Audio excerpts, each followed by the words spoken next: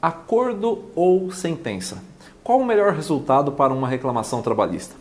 Essa pergunta, para ser respondida, ela precisa levar em consideração 3 fatores.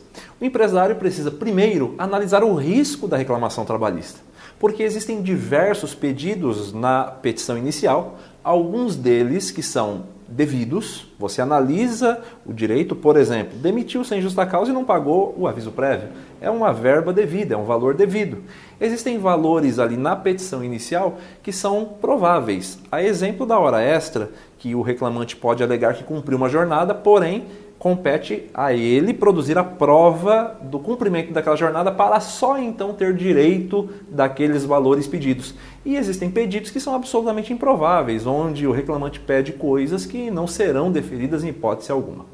Pois bem, da análise desse risco da reclamação trabalhista, você tem que quantificar quanto em números reais é devido, quanto em números reais é improvável e quanto em números reais é provável.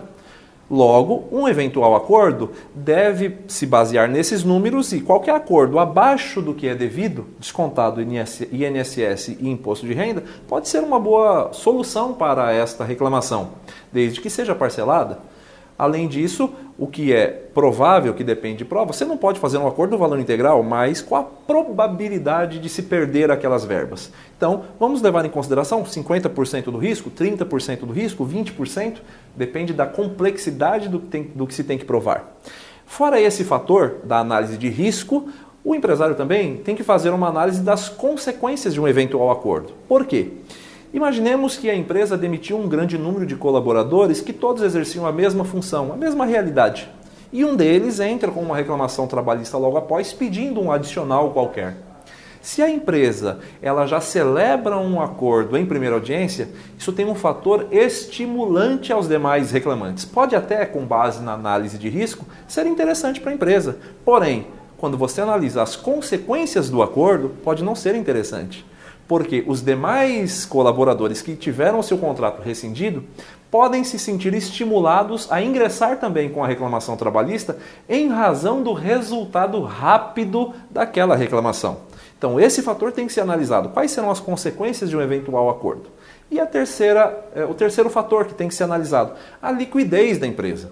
Porque, por vezes, quando você faz uma análise de risco, é interessante. Quando você faz uma análise das consequências, pode ser interessante, porém a empresa não tem liquidez. E daí, não adianta celebrar um acordo, porque você vai antecipar a execução daquela dívida se você não cumprir o acordo, podendo ter suas contas penhoradas, bloqueio de faturamento, bens móveis e imóveis, a exemplo disso, penhorados. Então, para saber se é importante fazer um acordo, se é interessante celebrar um acordo ou esperar a sentença, 3 fatores têm que ser analisados: o risco da ação, as consequências dessa ação e se a empresa tem liquidez. E compete ao empresário buscar esta informação. Logo, por meio de um advogado especialista na área, ele poderá ter estas dúvidas sanadas e encontrar a melhor solução para o seu problema. Sanada mais uma dúvida? Acompanhe nosso canal.